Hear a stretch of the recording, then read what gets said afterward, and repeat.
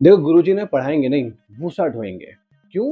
क्योंकि एक तरफ सरकार बोलती है भारत बनेगा विश्व गुरु, और दूसरी तरफ उत्तर प्रदेश में टीचर्स को कहा जा रहा है कि भैया तुम बच्चों को ना पढ़ाना बाद में, पहले 100 क्विंटल भूसा लेकर आओ। यस, आपने बिल्कुल सही सुना। अब गुरुजी ब्लैक बोर्ड पे नहीं बल्कि ट्रैक्टर और भूसे का हिसाब संभालेंगे। आप सोचो कि एक सरकारी टीचर सुबह सुबह घर से निकलता है, ये सोचा होगा कि आज बच्चों को ना भगत सिंह पढ़ाऊंगा, जलियांवाला बाग पढ़ाऊंगा, न्यूटन पढ़ाऊंगा, लेकिन स्कूल पहुंचते ही हाथ में आदेश थमा दिया कि गांव गांव घूमकर गौशाला के लिए भूसा जमा करो। बट सवाल अब ये है, क्या भारत में टीचर अब टीचर नहीं रहा? क्या वो सरकार का एक ऑल इन वन कर्मचारी बन चुका है? क्योंकि कभी वोटर लिस्ट का थमा दिया जाएगा, कभी जनगणना थमा दी जाएगी, कभी पल्स पोलियो, कभी मिड डे मील, और अब भूसा अभियान। दुनिया जहान एआई से डर रही है कि नौकरियां चली जाएंगी, लेकिन भारत में तो टीचर की असली नौकरी गायब हो गई है। और सबसे खतरनाक बात पता है क्या है? कि हम इस चीज के इतने आदी हो चुके हैं कि हमें ये सब नॉर्मल लगने लगा है।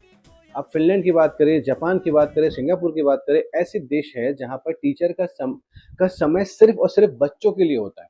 और हम यहाँ 5वीं का बच्चा दूसरे की किताब नहीं पढ़ पा रहा है, लेकिन गुरुजी से उम्मीद है कि वो गौशाला भी संभालेंगे और देश को बदल देंगे।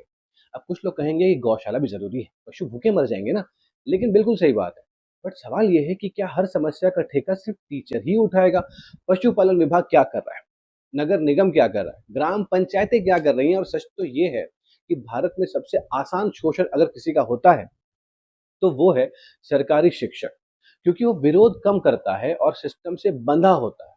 और फिर हम पूछते हैं कि भैया भारत शिक्षा में पीछे क्यों चला जा रहा है? तो याद रखिए, जब किसी शिक्षक के हाथ से किताब छीनकर उसे भूसे की लिस्ट पकड़ा दी जाती है ना, तो नुकसान सिर्फ एक टीचर का नहीं होता, नुकसान उस बच्चे का होता है जो आखिरी बेंच पर बैठकर इंतजार कर रहा होता है कि आज गुरुजी आएंगे और कुछ नया नया सिखाएंगे।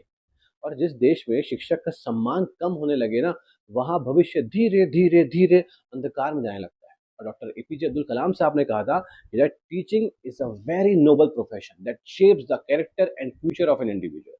लेकिन सवाल ये है कि क्या हम सच में अपने शिक्षकों को भविष्य निर्माता मानते हैं या सिर्फ सरकारी मजदूर मानते हैं? देखो, जरूरी लगे तो शेयर कर दीजिएगा, नहीं तो मेलोडी खाओ और सब भूल जाओ।